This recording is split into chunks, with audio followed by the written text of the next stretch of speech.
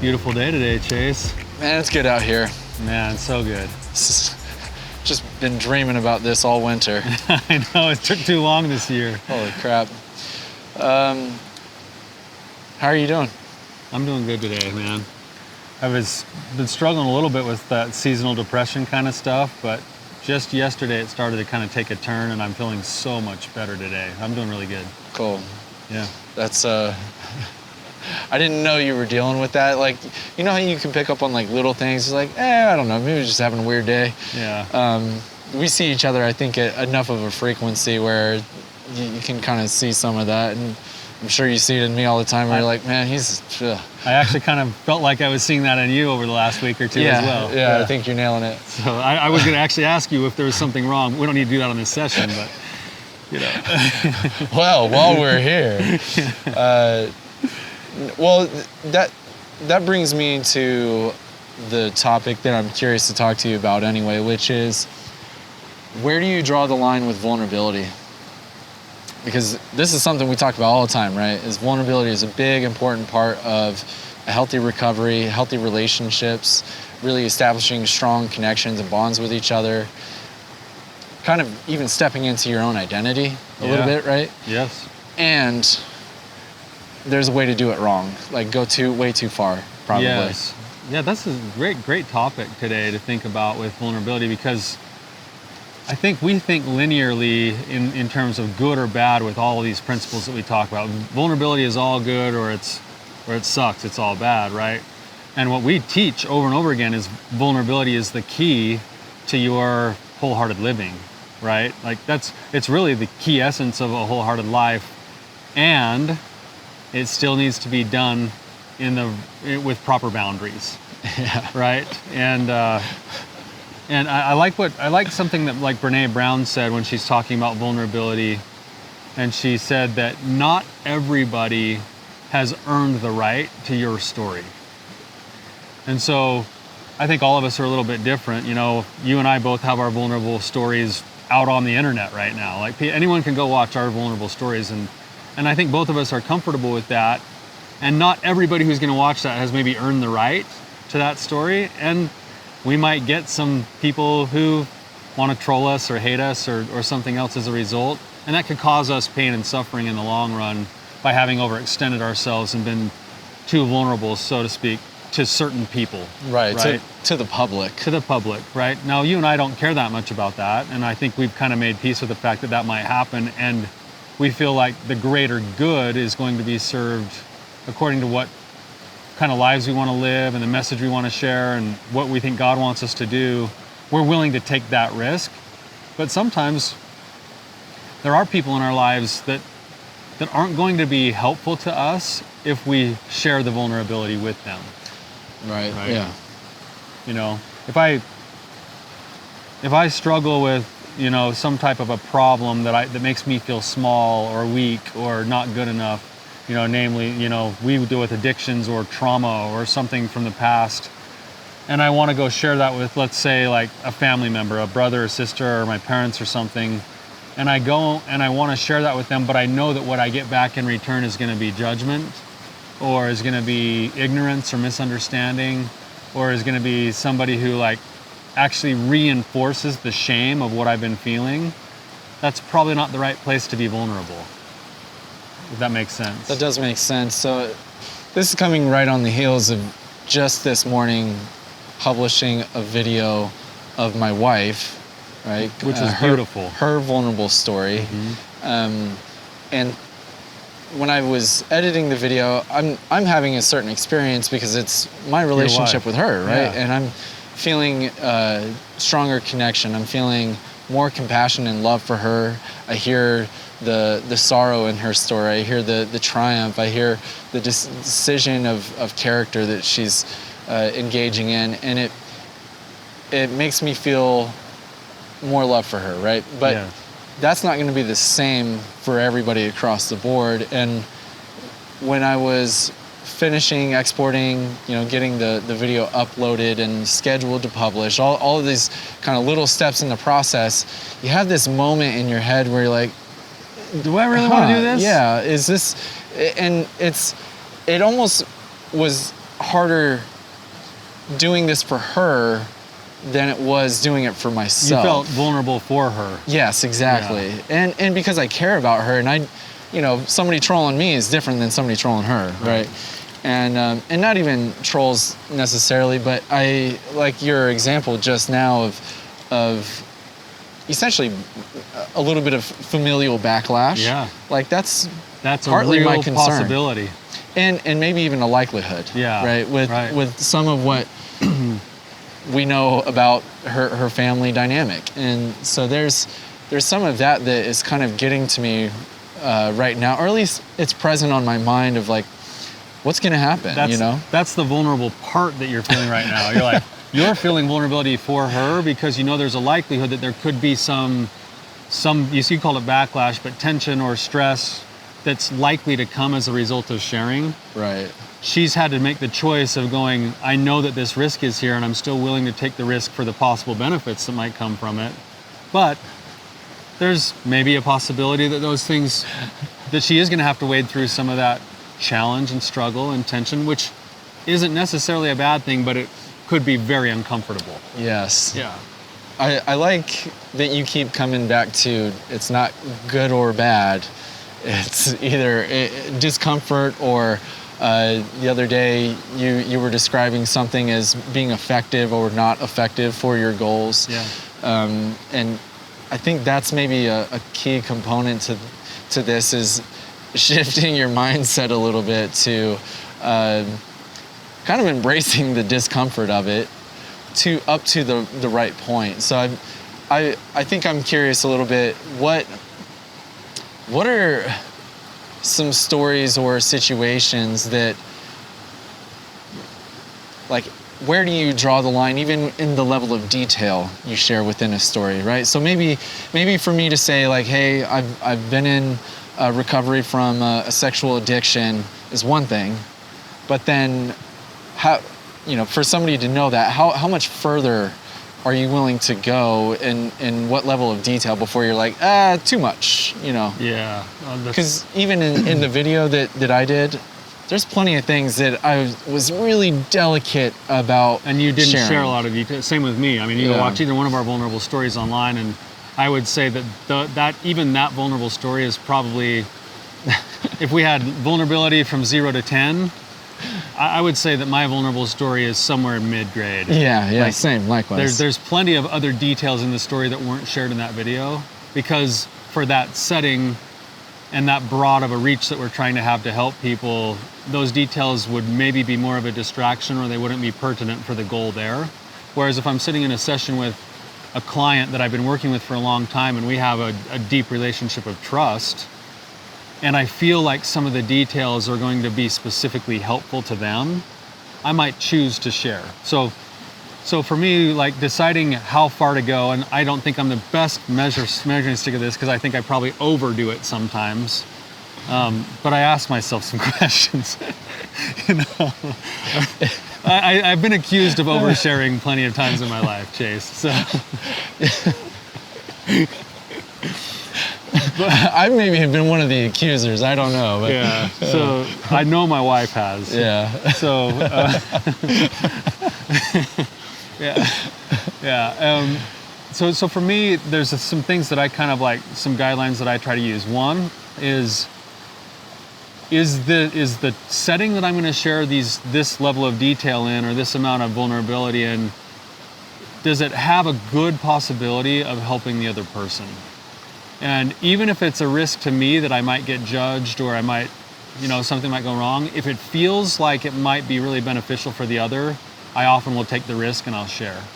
The other way that I kind of look is inwardly, and I ask myself, what are my reasons for doing this?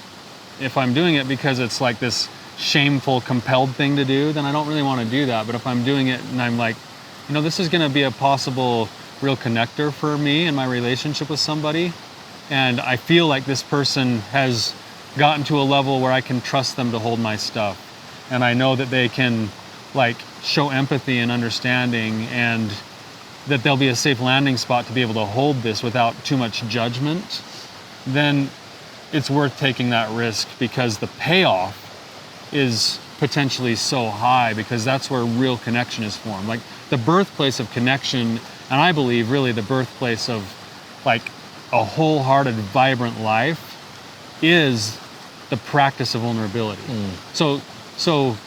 But I'm not going to do it with, I'm not going to call up a total stranger and tell them the deepest details of my whole sexual history today. Right. Right. But some of my... That actually might be easier than... In some ways it might, Yeah, as long as I never have to see him again. Yeah. Right? But like I think about our treatment and in our groups, we systematically push our clients into deeper levels of vulnerability in the assignments that we give them. And the goal is that as they develop relationship with each other, they feel safer with each other. They create this kind of like relationship that can hold that space. It allows for them to go deeper and deeper. And in going deeper and deeper, it eradicates the shame further, and it allows for deeper connections, right? So I don't even know if I answered your question. No, that's it exactly. So I think one of the skills that you probably developed in your lifespan of doing this is knowing how safe that person is, how appropriate that setting is, and all of those kind of nuanced elements that play into what to share and when. Because I early on when I was first learning about this from you in one of the groups we were, you were facilitating back like 6 years ago, I felt like I was so excited about it that I was just trying it with everyone. Relationship. Yeah. And it got to a point where I had to dial it back because I was getting the sense like maybe not everybody wants the same. You're filtering your relationships pretty quickly. You probably found some friends who are even closer friends, and you probably lost a few friends. Exactly. That's it exactly. So there is somewhat of a cost in the process, but it seems like, and correct me if you see it differently, but it seems like the only way to really learn how to do this properly is by trial and error. Practice. Yeah. I think it is, and that's, I believe, as it should be, right? Like, how else are we gonna figure those things out? And sometimes we'll get it wrong and we'll learn, and sometimes we'll get it right and we'll go, man, I'm so glad I did that. Yeah. And that hunger that you had when you started to learn that was because you started to taste the goodness of what it could produce in your life. The other thought that's really interesting, this is another dialectic that goes along with this idea of vulnerability, is the more that you practice it, at least for me, the more that I practice it in a certain area of my life, the easier it gets. Like, I could probably sit down with a total stranger on an airplane today and give them my whole life story in pretty great detail. And on my end, I could feel comfortable, even though they'd be like squirming in their seat going like, when's this flight gonna end, But I would walk away from that not worrying about it, Like, because I've done it so many times now, it doesn't matter. So that's the one end of the dialectic. And then on the other end, it's like, go to a totally different part of my life, and I still am petrified. I don't trust the principle that I teach all day, right? It's like, I know vulnerability is the way to go, and I know that it gets easier with time, and I know that it's gonna produce more connection over time, and yet move it into a different arena of life, and I'm like, yeah, it doesn't work here. Like, I don't think it'll work here. Like, I don't want to do this. Like, it's always hard. It never gets easier, So it's like this weird thing where it does get easier, and you can trust that it'll get easier when you do it, but you never want to do it. Right. Well, I mean, that's maybe that's how you know whether or not it's vulnerable, though. Yeah. Right? Does something become not vulnerable if it doesn't impact you, if there's, any kind of I think you actually can train yourself to go to greater depths of vulnerability once you get used to a certain level of it. And you're like, oh, this doesn't feel that vulnerable anymore. There might be something else now. Do you have an example of a thing that was like really back in the day, ooh, I would never share this, and then you kind of opened up, gave it a shot, and then like now it's just like whatever? Yeah, you've heard this before, but I remember coming home from group one night, and my wife, I was probably a few years into my recovery now, and I was sober. I was liking where my direction of my life was going, My wife started asking me about my groups, and she said, Tyler, do you ever tell your group members that you're in recovery? Have you ever told them your story? And I was like, no, like, I'm not telling them my story. Like, I'm the professional here. You know, like, I'm going to lose all my clients. I said, do you think I should? And she said, I think that's maybe the best strength you have. Like, you know, yeah. She's like, why are you not sharing your story? Like, your clients could benefit so much from knowing that you're in recovery and that you've got a story. And I thought, so I chewed on it for a week or two. And then I don't know why I selected this, but I selected one of my women's groups to be the first night. What type of women's group? It's a women's betrayal trauma group. Exactly. Right? Okay. So they've all been betrayed by their husbands. And I'm like, tonight's the night. So I paused, you know, our normal goings on in group. I said, hey guys, group's gonna be different tonight. And I spent most of the group telling my story. And I remember getting in my car afterwards, and I was so amped up and so scared. I was shaking with my hands on the steering wheel driving home. I was sobbing, tears, like, what did I just do? Like, I went home and crying to my wife, and I was like, Rhiannon, I think I just ruined my career. Like, nobody's gonna come back. Like, I'm gonna lose all of my clients, you know? And then I came back the next week, and there was I think there's like 10 or 12 ladies in the group. The vast majority of them were like, that was the best group we've ever had. Like, oh my gosh, I respect you now more. I know I can trust you more because you've been through it. I was like, what? There were like 3 ladies that were pissed at me. You know, they almost felt that sense of like betrayal again, which I think is an indicator of kind of how vulnerability works, where, right. But when I had that happen, I kind of got the taste of it, and I thought, I've been sitting on an absolute treasure that I haven't been sharing. You know, I've been taking my candle and putting it under a bushel because I've been afraid of what people would think, or losing my career or whatever else. And now, years later, this is several years later, we're way open about the process that we're in and that we've been through. And I really honestly think that it's become one of the best gifts I can offer my clients, because I'm not the smartest guy out there. You know, it's like, but what I have is some heart, and I have a process that we've worked, and it works. And sharing that process has been a real gift. So, what about you? Trying to think what would be the best example. You've made a life, you've made kind of a whole second life of this very principle. Yeah, in a similar way of the oversharing accusation. So, I think one thing that is kind of an open door for vulnerability is that we're a part of this practice that specializes in sexual addiction, yeah, and betrayal trauma. So anytime people ask me, hey, what do you do for work? And I'm like, you know, I'm the creative director of a practice. Of a therapy practice. Of a therapy practice. So what do you guys do? Yeah. No, and I don't ever really shy away from saying what it is, but I kind of almost brace myself knowing that I'm going to see some, like, you're going to see other people clenching. go like, oh, yeah, I wish I didn't ask that. Yeah. And I'll be on the other side of the basketball court. You know, hopefully we're not on the same team. That's typically where it happens, is with dudes on the basketball court. But, it's such a funny thing though, where that creates an immediate opportunity for a conversation to go, hey, here's kind of how I became passionate about this and why I'm involved in the first place.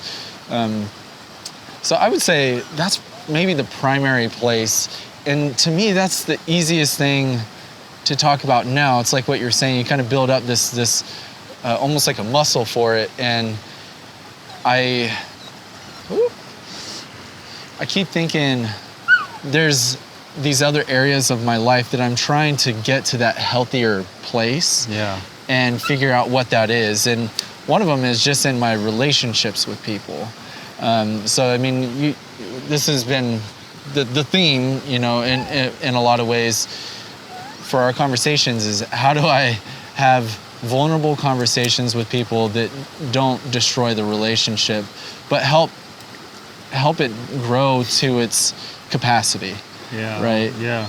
So that's maybe a different direction altogether. But I don't think it is, though, with your earlier question of how much do I disclose when?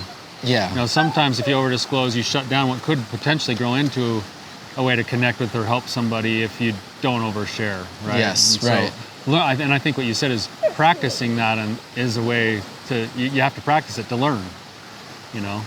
And there might be guys that don't come play basketball with you anymore, but you've probably learned from them, and now there's guys that do play basketball with you because you tempered it at the right pace, right? Yeah, which is probably why we're low on numbers. Yeah. You gotta we played 3-on-3 instead of 5-on-5 last night. You gotta stop talking. Yeah.